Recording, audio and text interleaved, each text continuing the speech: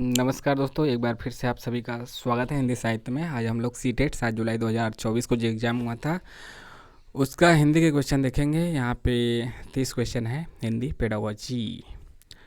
91 से 120 मतलब आपके क्रम में दिया होगा। और यहाँ पे जो पहले गद्यांश दिया है 91 से 99 तक, यहाँ पे 91 से 99 8 एक 9, यानी कि आपके 9 क्वेश्चन। देखिए, साहित्य सदैव समाज को निरंतरता प्रदान करता है। यह साहित्य और समाज का गहरा संबंध ही है। साहित्य में समाज के विशृंखलित होते सिद्धांतों और टूटते बिखरते मूल्यों की चिंता बनाने बराबर बनी रहती है। वहीं साहित्य कालों के बंधन को तोड़कर उसकी सीमाओं से परे जाकर कालजयी बन जाता है, जिसमें मानवीय सत्य की व्याख्या हो और संवेदनाओं के सहारे आस्था जगाने का प्रयास हो।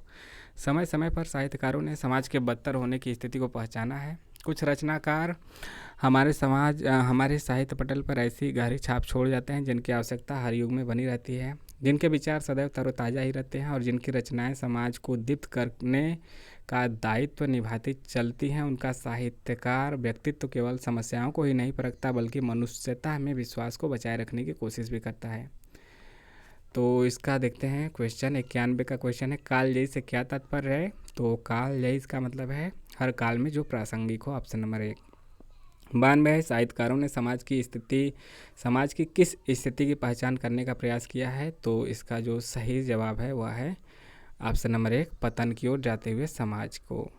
93 है, समाज को गति कौन प्रदान करता है? सही जवाब है साहित्य। 94 है, किस तरह के साहित्यकारों की आवश्यकता हर युग में बनी रहती है? तो इसका जो सही जवाब है वह है जो समाज को जागरूक करते हैं। अगला है क्वेश्चन 95, कौन सा साहित्य कालजयी साहित्य बन जाता है? तो इसका सही जवाब है ऑप्शन नंबर 2, जो मानवीय सत्य की व्याख्या करे। क्वेश्चन 96 है, विश्वास शब्द का क्या अर्थ है? तो सही जवाब है निश्चित धारणा। क्वेश्चन 97 है, समाज के बदतर होने की स्थिति वाक्य में रेखांकित शब्द का अर्थ क्या होगा? बदतर मतलब अत्यधिक बुरा, ऑप्शन नंबर 2। 98 है, गद्यांश के अनुसार साहित्य में किस तरह की चिंता झलकती है? तो सही जवाब है इसका मूल्यों के बिखरने की।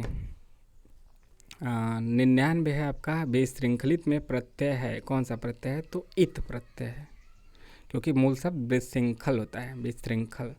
अब है आपका पद्यांश है, 6 क्वेश्चन है, 100 से लेकर 105 तक 6 क्वेश्चन है आपके पद्यांश से है। दिवस वासना या फिर दिवसावसान का समय मेघमय आसमान से उतर रही है, वह संध्या सुंदरी फरी सी धीरे धीरे, तिमिरांचल में चंचलता का कहीं नहीं कहीं आभास, मधुर मधुर है दोनों उसके अधर, किंतु जरा गंभीर नहीं है उनमें हास विलास, हंसता है तो केवल तारा एक, गुथा हुआ उन घुंघराले काले काले बालों से, हृदय राज की रानी का वह करता है अभिषेक। तो हृदय राज की रानी किसके लिए यहाँ पे आया है? तो इसका सही जवाब है संध्या के लिए। पद्यांश में किसका चित्रण हुआ है? तो इसका सही जवाब है प्रकृति का, ऑप्शन नंबर 4। अगला 102 नंबर का क्वेश्चन है, पद्यांश में किस अलंकार का प्रयोग हुआ है? तो यहाँ पे ऑप्शन नंबर 3, मानविकीकरण का। दिवसावसान का संधि विच्छेद क्या होगा? दिवस प्लस अवसान। किसके हंसने की बात की गई है? तो तारा के। 105 है, संध्या सुंदरी किस तरह के आकाश से उतर रही है? तो सही जवाब है बादलों से भरे आकाश से। अब आगे आपका हिंदी पेडागोजी के क्वेश्चन। देखिए, किसी भी कहानी का समय और स्थान क्या कहलाता है? तो सही जवाब है ऑप्शन नंबर 1, सेटिंग कहलाता है। 107 है, भारत में बहुभाषावाद के संदर्भ में अध्यापक के लिए क्या समझना जरूरी है? तो इसका सही जवाब है, जो इसका सही जवाब हो जाएगा वह आपका हो जाएगा, देखिए स्क्रीन कहाँ चली गई थी, फिर से आ गया। जो इसका सही जवाब है वह है ऑप्शन नंबर 3। तो भाषा, अस्मिता और संस्कृति ये भिन्न भिन्न अस्तित्व रखते हैं। नहीं, ये वाला नहीं है। 107 का कौन सा सही है? बहुभाषावाद के संदर्भ में अध्यापक के लिए क्या समझना जरूरी है? संप्रेषण से सामाजिक संबद्धता स्थापित होती है, ऑप्शन नंबर 4। ठीक है, ऑप्शन नंबर 4। क्वेश्चन 108 है, विद्यालयों को योगात्मक द्विभाषा का अनुसरण करना चाहिए,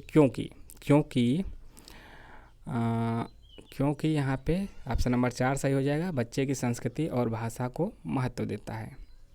क्योंकि कौन मतलब यह आपका योगात्मक द्विभाषावाद यह बच्चे की संस्कृति और भाषा को महत्व देता है। अगला क्वेश्चन है 109 नंबर का। क्वेश्चन 109 नंबर का जो है आपका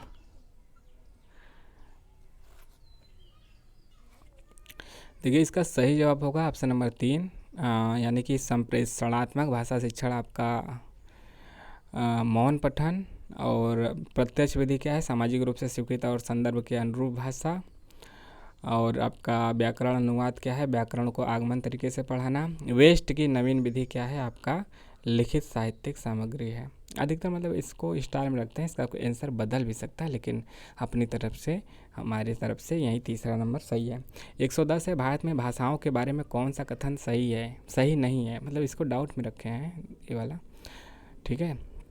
और 100% एक का क्वेश्चन तो किसी का भी इधर से उधर हो सकता है, कोई कितना भी बता दे। और हर बार आप देखते हैं कि किसी का एग्जैक्ट पूरा का पूरा सही नहीं होता, 2 से 3 क्वेश्चन सभी के जो आंसर की बताए रहते हैं उसका बदल ही जाता है। हालांकि यहाँ पे नहीं बदलने का चांस है, पूरा मैं ओवरऑल का बता रहा हूँ। 150 क्वेश्चन, ये तो हिंदी का हम कर रहे हैं, तो हिंदी में आपको ज़्यादा सटीकता देखने को मिलेगी। क्वेश्चन 110 है, भारत में भाषाओं के बारे में कौन सा कथन सही नहीं है। तो देखिए, भारत के संविधान की 8वीं अनुसूची में 22 भाषाएं, सही बात है। संस्कृत आधुनिक भारतीय भाषा है। हिंदी भारतीय उपमहाद्वीप की लोक भाषा लिंग्वा फ्रांका है, ये पता नहीं क्या है। भारत के संविधान के अनुसार अंग्रेजी सहराज की भाषा है, सही नहीं है। तो यहाँ पे जो सही ऑप्शन सबसे सटीक लग रहा है वह आपका है यही ऑप्शन नंबर 3, हिंदी भारतीय उपमहाद्वीप की लोक भाषा लिंग्वा फ्रांका है,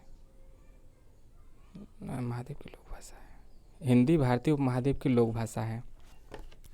क्या ऐसा सही बात है?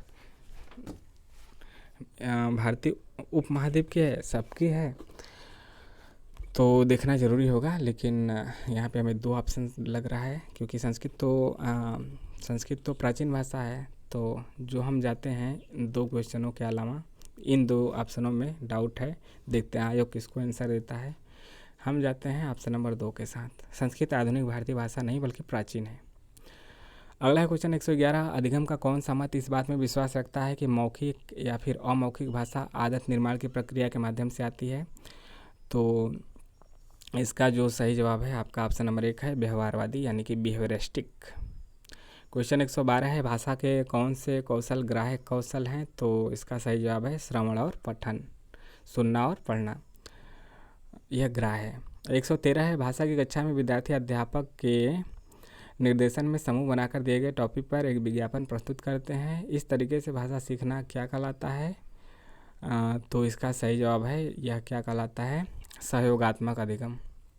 114 है, एक अध्यापक ने बच्चों को रेस्टोरेंट से जुड़ी शब्द संपदा से परिचित कराने वाला काम दिया, इस पाठ का क्या उद्देश्य होना चाहिए। तो इसका जो सही जवाब है आपका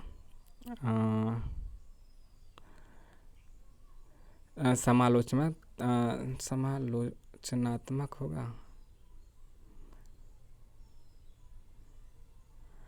शब्द संपदा, ठीक है। व्याकरण सामग्री से परिचित कराना, यह भी हो सकता है। अवकाश के दौरान कहीं जाने से संबंधित पाठक सामग्री नहीं, शिक्षार्थियों को कोर्स विषयक सामग्री से परिचित कराना, और समालोचनात्मक चिंतन विकसित करना। जो इसका सही जवाब है यह क्या है, ऑप्शन नंबर 3, समालोचनात्मक चिंतन विकसित करना।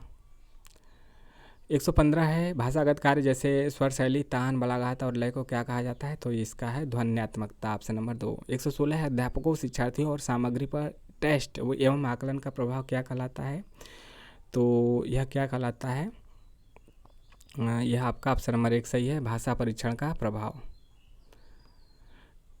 117 है, कक्षा 5 की भाषा अध्यापक अपनी कक्षा में भाषा शिक्षण के लिए प्रतिदिन अनेक प्रकार की सामग्री जैसे कि समाचार पत्र, भोजन तालिका और रेल यात्रा के टिकट आदि लाती हैं, वह अधिगम के लिए क्या कर रही हैं। तो इसका सही जवाब है ऑप्शन नंबर 4, वह अधिगम को और अधिक वास्तविक तथा उपयोगी बनाने के लिए प्रामाणिक सामग्री का प्रयोग कर रही हैं। तो हाँ, यही सही होगा ना, यही सही होगा, यही सही होगा।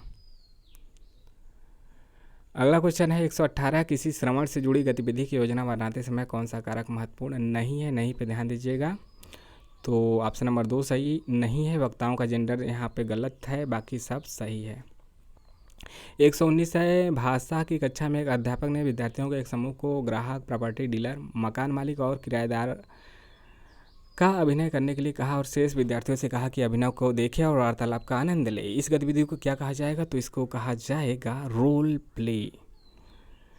120 है, श्रवण में क्या शामिल है? तो ऑप्शन नंबर 3 सही है, ध्वनियों की पहचान करना और उनसे अर्थ निकालना शामिल है। यहाँ पे आपके 30 क्वेश्चन समाप्त हुए हैं। 30 क्वेश्चन में हो सकता है 1-2 क्वेश्चन में आयोग का जब आंसर किया है तो बदलाव देखने को मिल सकता है, क्योंकि कोई भी कितना भी बताए वहाँ पे संभावना बनी रहती है, आप जानते ही हैं।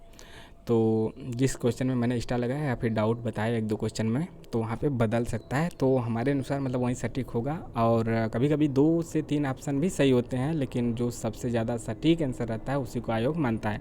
कैसा लगा कमेंट करके ज़रूर बताइए और मिलते हैं नेक्स्ट वीडियो में। जय हिंद, जय भारत।